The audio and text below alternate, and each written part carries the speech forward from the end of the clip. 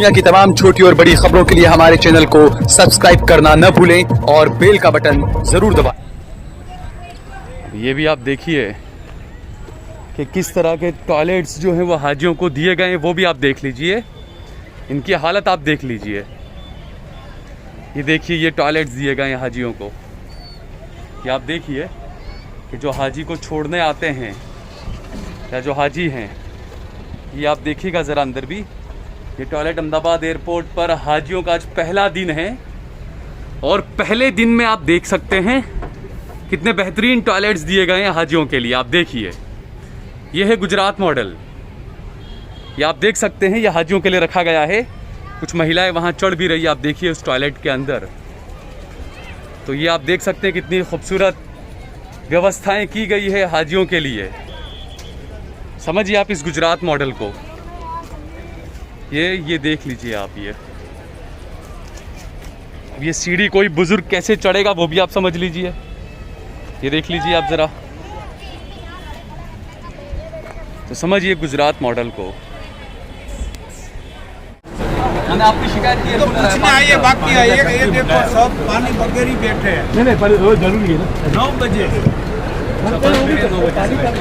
ठीक है, air cooler का आपने कहा तो एयर कूलर तो आ गया, पानी का भी मंगाया और उसके बाद इंशाल्लाह बारिश का भी होगा। उसका भी इंतजाम भी तो होना चाहिए। होगा आराम गीले करके नहीं, अभी गर्मी में गीले करके जा रहे पसीने से, बाद में पता चले बारिश टेंशन में बाद में अरेंजमेंट होगा।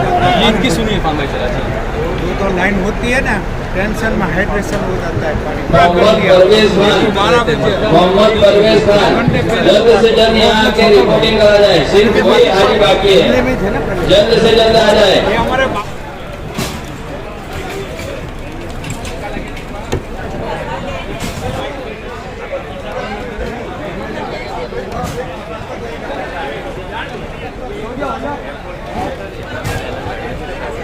सब होता है ना अपना वहाँ के एरिया को गाड़ी को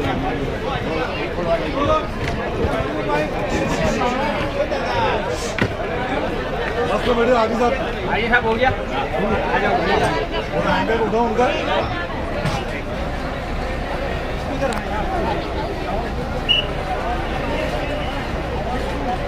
धीरे धीरे ले लो थोड़ा।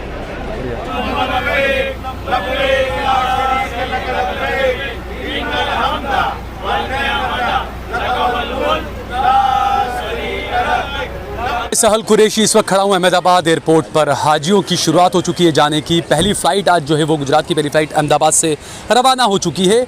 कई हाजियों की कई परेशानियां भी थी। आज पहला दिन था। कांग्रेस के 2 विधायक हैं, इमरान खेड़ावाला और गयासुद्दीन शेख साहब, दोनों यहाँ पर मौजूद थे। सुबह से यहाँ पर हाजियों से मिलना, बातचीत करना, क्या परेशानियाँ हैं, ताकि आगे तक उन परेशानियों को बताया जाए, ले जाया जाए। गयासु भाई, पहली फ़्लाइट थी।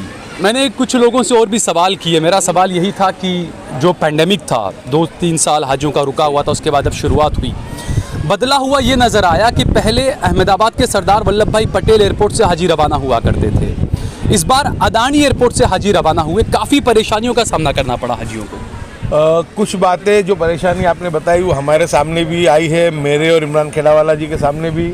उसके लिए इंशाल्लाह ज़रूर अभी हम लोग बात भी करेंगे। हम लोग संपर्क कर रहे हैं कि जो अदानी जो एयरपोर्ट का जो मैनेजमेंट कर रहे हैं उनसे बात करके जो 2-3 बातें हमारे सामने आई है उस बातों को हम ज़रूर से रखेंगे। और आज पहली फ़्लाइट थी, थोड़ी प्रॉब्लम परेशानी हुई है, ये भी परेशानी नहीं होनी चाहिए, लेकिन फिर भी जो बातें हमारे सामने आई है उन बातों को लेकर के हम ज़रूर से इंशाल्लाह आज बात करने वाले हैं।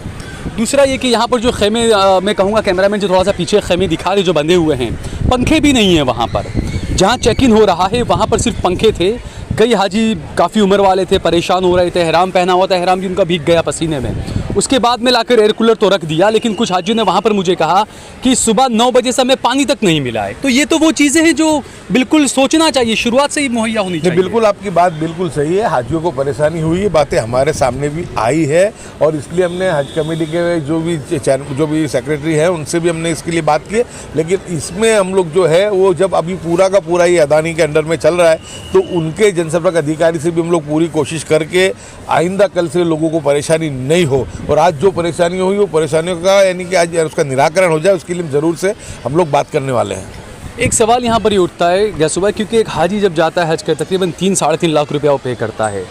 दूसरी इंटरनेशनल फ़्लाइट्स में जो लोग जाते हैं, हम देखते हैं अक्सर रात में 2 बजे भी हम आकर देखते हैं जो विदेश जाते हैं गुजरात के लोग, तो पूरा परिवार उनके साथ में होता है, 20-25 लोग। मैं आम बात कर रहा हूँ, नॉर्मली गुजराती की बात कर रहा हूँ, उसमें हिंदू मुस्लिम सिख ईसाई सब होते हैं।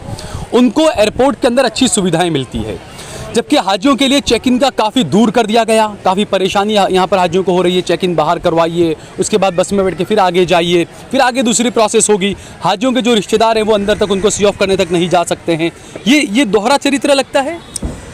ये इसमें ये प्रॉब्लम ये पहली मर्तबा ये जब ये अदानी जी के पास ये जो आया है उस वक्त से इस मामला ये खड़ा हुआ है, क्योंकि एयरपोर्ट पे पहले यहीं से हाजियों की रवानगी होती थी। अब यहाँ से बदल के ये लोग टर्मिनल वहाँ पे चेंज किया है और वहाँ से ये लोग ले जा रहे हैं। तो इस बात को भी हम रखेंगे कि हो बन सके, अगर पॉसिबल हो, टेक्निकली कोई तकलीफ परेशानी ना हो, तो एक ही जगह से जिस तरह पहले चलता था इस तरीके से हो, तो मैं मानता हूँ कि हाजियों के हित में बेहतर रहेगा।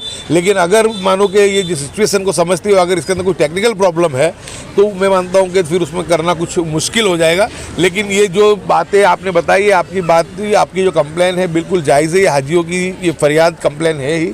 इन तमाम बातों को लेकर के मैं और इमरान खेड़ावाला आज ईद अधिकारियों से बात करने वाले हैं और बात करके इसका जो कुछ भी व्यवहारिक जो रास्ता हो उस रास्ता निकालने की हमारी पूरी कोशिश रहेगी। अच्छा, इमरान भाई भी हमारे साथ में जमालपुर से कांग्रेस के विधायक हैं। इमरान भाई, कुछ लोग यहाँ पर राजनीति करते हुए भी नजर आए आज के बीजेपी वाले हैं, ये नहीं है वो नहीं है। अब सबसे पहले तो यहाँ गुजरात के तमाम जो हाजी हैं 2022 में हज के लिए जा रहे हैं, उनको मैं मुबारकबाद दे रहा हूँ और दुआ करवाऊँगा कि आप दुआ करें, वहाँ जाके हिंदुस्तान के लिए, गुजरात के लिए दुआ करें, ख़ास करके कि हम 2 साल कोरोना के बाद 2022 में ये हम लोग यहाँ से हज में जो जा रहे हैं। अब पॉलिटिक्स की बात करते हैं तो यहाँ तो अगर जो मजमा जमा के बैठे हैं जो लोग जिनको पॉलिटिक्स करना है वो पॉलिटिक्स करने वाले ही है, लेकिन हमको यहाँ खिदमत के लिए हमारे जो लोग लगे हैं वो खिदमत कर रहे हैं। ऐसा नहीं है कि हर पार्टी के लोग यहाँ पर है। कोई बता रहा था बड़े बड़े होर्डिंग्स लगाकर उन्होंने उनकी एडवर्टाइजमेंट की है, लेकिन हमने एडवर्टाइजमेंट नहीं की। हमने किया, हमारे को खिदमत करनी है। हम बगैर यानी लोगों के अंदर हम जाके हमने बुके दिए उनको, उनके दुआ की गुजारिश करी। अब पॉलिटिक्स को पॉलिटिक्स की जगह पे छोड़ दो। हम तो गुजरात के अंदर गुजरात के तमाम हाजियों को यही कहेंगे कि गुजरात की तरक्की के लिए दुआ करें और आने वाले दिनों के अंदर एक अच्छा बेहतरीन इंतज़ाम खड़ा हो। आज आपने बताया कि अदानी को ये पूरा एयरपोर्ट दे दिया है। ये सिविल एवियंस जो पहले है इंटरनेशनल एयरपोर्ट अथॉरिटी को ये पूरा काम दिया जाता था, अब प्राइवेट हो गया है। अब प्राइवेट हुआ है तो जहाँ जहाँ अदानी के जो लोग हैं वही सब इंतज़ाम कर रहे हैं। अब उनके पास मैं समझता हूँ कि पूरी व्यवस्था होगी नहीं।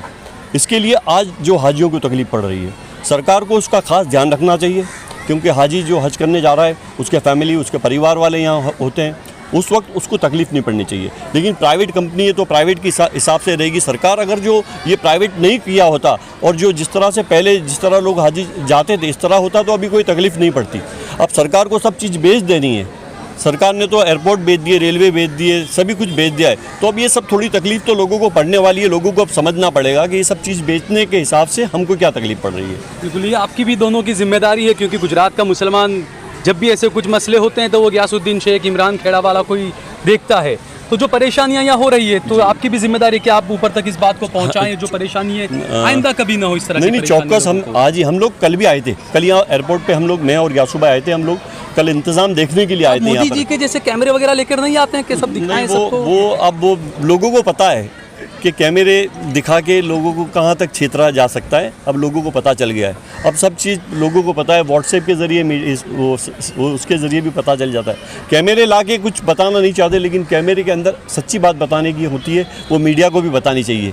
जो अभी तकलीफ पड़ रही है वो मीडिया को बतानी चाहिए कि भाई यहाँ हाजी लोगों को ये तकलीफ पड़ रही है। मीडिया, हाँ आप बता रहे हैं, आपका बहुत बहुत शुक्रिया, लेकिन और मीडिया को भी बतानी चाहिए। खाली वाहवाही नहीं करनी चाहिए कि भाई मोदी की सरकार है गुजरात के अंदर और यहाँ सब व्यवस्था हुई है। यहाँ तकलीफ पड़ी है, वो तकलीफ पड़ी है हाजियों को, तो ये बताना चाहिए कि भैया पड़ी है। आइंदा नहीं पड़े उसकी जिम्मेदारी भी उनको लेनी चाहिए। लेकिन मैं आपको मैं और यासू भाई, हमारी पूरी टीम यहाँ है, हम मुख्यमंत्री को मिलेंगे, चीफ सेक्रेटरी को मिलेंगे और यहाँ जो भी है जवाबदार व्यक्ति है, अदानी के जो लोग हैं उनको भी मिल के यहाँ पर जो हाजी है उसको तकलीफ़ नहीं पड़नी चाहिए। पूरी पूरा ख्याल रखना चाहिए।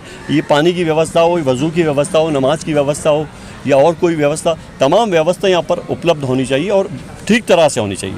बहुत बहुत शुक्रिया आप दोनों का हमसे बातचीत करने के लिए। आप कुछ कहना चाह रहे थे? हाँ, मैं ख़ास तो ये कहूँगा कि आज 2 साल के बाद कि जो कोरोना की महामारी रही और ये जो आज का ये जो मुबारक मौसम जो माहौल है वो देखने से हम लोग महरूम थे। अल्हम्दुलिल्लाह अल्लाह का बहुत बड़ा एहसान है कि आज एहराम में यहाँ से हाजी हज के लिए रवाना हुए हैं। तो ये मुबारक मौके पे हम लोग कल भी यहाँ पर आए थे यहाँ के इंतज़ामात को देखने के लिए। बदकिस्मती ये है कि यहाँ पे एक भी आदमी कोई भी हज कमेटी से लेकर के सरकार का या एयरपोर्ट अथॉरिटी का मौजूद नहीं था, लेकिन फिर भी जो बात पहुँचा सकी पहुँचाई और हम पहुँचाएँगे। लेकिन आज हमने हाजियों से, मैंने और इमरान खेड़ावाला ने एक ही बात की है कि आज जो एक देश है जिस हालात से गुजर रहा है कि देश को बिल्कुल समझ लो कि एक अंगार पे, एक कगार पे लाके खड़ा कर दिया गया है। ऐसे वक्त में जो हाजी अल्लाह की बारगाह में और आप सल्लम के रोज़े मुबारक पर हाजिरी देने वाले तो वो वहाँ पर दुआ करे कि अल्लाह ताला यहाँ के जो शासन करने वाले लोग हैं उनको सही समझ दे और इस देश का जो गंगा जमनी तहजीब है, आपसी जो भाईचारा है वो अमन व अमान के साथ हो, देश भी तरक्की करे, गुजरात भी तरक्की करे और अमन व अमान यहाँ पे यानी कायम रहे और जो हमारी गंगा जमनी तहजीब थी, जो भाईचारे का जो माहौल था वो भाईचारे का माहौल यहाँ बना रहे। आज मैं ये देख रहा हूँ कि पूरे हिंदुस्तान में ऐसा नहीं कि सिर्फ मुसलमान को मन में ये बात है कि क्या हो रहा है, देश का सेक्युलर हिंदू भी 90% जो है वो ये सोच रहा है कि देश किस दिशा में जा रहा है। यानी देश को जिनकी जिम्मेदारी है कि जिनकी फ़र्ज़ है कि लोगों को आपस में जोड़ना, सरकारों का काम होता है आपस में लोगों को जोड़ना, कौमी एकता, भाईचारा, सद्भावना बनी रहे उसकी कोशिश करनी। लेकिन आज देश में बदनसीबी से ऐसी विकृत सरकार बैठी है जो सरकार खुद पहले उस्केरती है और उसके बाद बुलडोजर चलाती है। ये सरकार ऐसी सरकार है जो बैठे बैठे खामोश तमाशा देखती है। ये सरकार ऐसी सरकार है कि जो आग जलने पे तालियां बजाती है। तो हमने आज यही दुआ के लिए सबको दरख्वास्त की है कि आप लोग जब अल्लाह की बारगाह में जा रहे हो तो अल्लाह तबारक व तआला दुआ करो कि हिंदुस्तान का शासन चलाने वाले लोगों को अल्लाह ताला सही समझ और सही तौफीक दे। बहुत बहुत शुक्रिया हमसे बातचीत करने के लिए। तो आप देखिए जिस तरीके से कई परेशानियां थी, तो जो दोनों कांग्रेस के जो विधायक हैं इन्होंने यहाँ पर कहा कि उन्होंने खुद ने कल भी आकर देखा, आज भी आकर देखा, हाजियों से बातचीत भी की, दुआ की दरख्वास्त भी की और ये भी कहा गयासुद्दीन भाई ने और इमरान भाई ने कि जो भी परेशानी उन्होंने यहाँ पर देखी, जो हाजियों ने उनसे शिकायतें की, उसको लेकर जो मुख्यमंत्री से, चीफ सेक्रेटरी से और अदानी एयरपोर्ट अथॉरिटी के जो लोग हैं उनसे भी बातचीत ज़रूर की जाएगी।